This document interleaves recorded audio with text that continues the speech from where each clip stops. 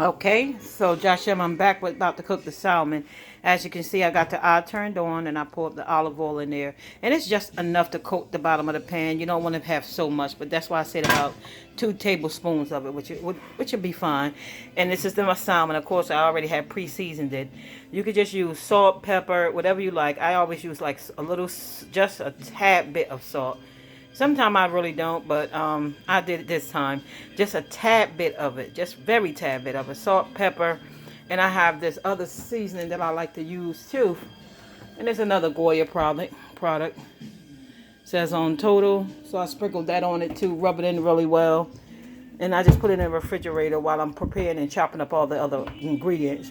So it's kind of like marinating a little bit. You can also sprinkle a little bit of dinner wine on there, the sherry wine, if you want to, just to give it another taste. But we don't need to do that with the sauce that I'm going to make.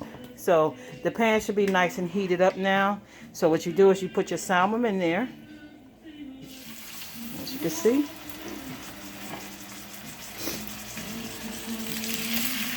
Yeah, nice piece of salmon steaks.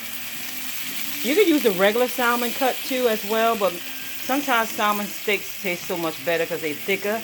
But as long as the salmon is nice and thick, you should be fine. And just hold on a minute, because I tell you in between you have to always wash your hands. Especially after handling any type of meat or seafood.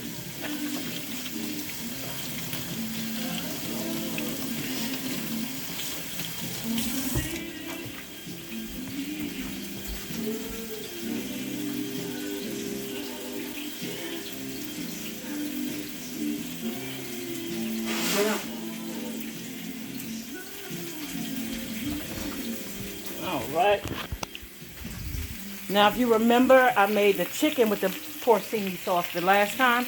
So, and I told you you can always do it when, I'm sorry, I didn't do chicken, I did the steak with porcini cream sauce. But like I told you, you can do fish, chicken, whatever you want to do. So today I'm doing it with the salmon. And boy, is it going to be explosive. So of course, what I do is going to, of course, when I cook everything and how I prepare it, and how I place it on the plate. Once everything is completed, once the sauce is completed, I put the salmon on, and I put a couple of shrimps on top of the salmon, then I pour the sauce over that. Then you have the potatoes on the side or whatever vegetables you want.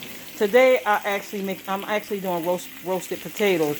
The only reason why, because I haven't eaten potatoes in a long time. Because I mostly just eat meat and vegetables now, which is cool. But you see they cooking nicely? Don't it just sound good? You hear it sizzling? Like I said, a couple of minutes, like 4 minutes, you just let those cook. Then you can flip them. Now, I can't hold the phone in the video, so just hold on a minute. I can still talk to you.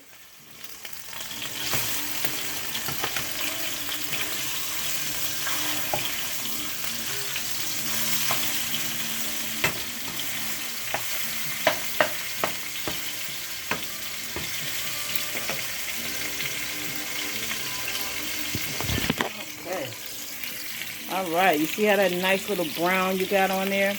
I mean, some people like it a little darker, but now I'm fine with that. As long as the other side could get a little darker, because that'll be my top piece. So that's how you do it, because you're not cooking to actually completely cook your salmon. So it's actually done. You don't do it that way. You saute it this way. You let it get nice and golden brown, and then you put it in the oven. That's how you actually cook the salmon. If you want it to be nice and fluffy and tender. And when I tell you tender, so sweet, when you just cut it with the fork, it's just so delicious. So just look how that's cooking. And these are some nice pieces. Actually, I could just actually split these in half. Once I split these in half, like I said, I could eat this 2 days. See there? Actually, 3 days, really. But yeah. I mean, this is how good it is. I mean, wow. That's how they be cooking it there. You see how it's cooking it, and it looks good. You can see the juice is still in there. That's what I love. And it sure is popping. Be right back with you in a minute.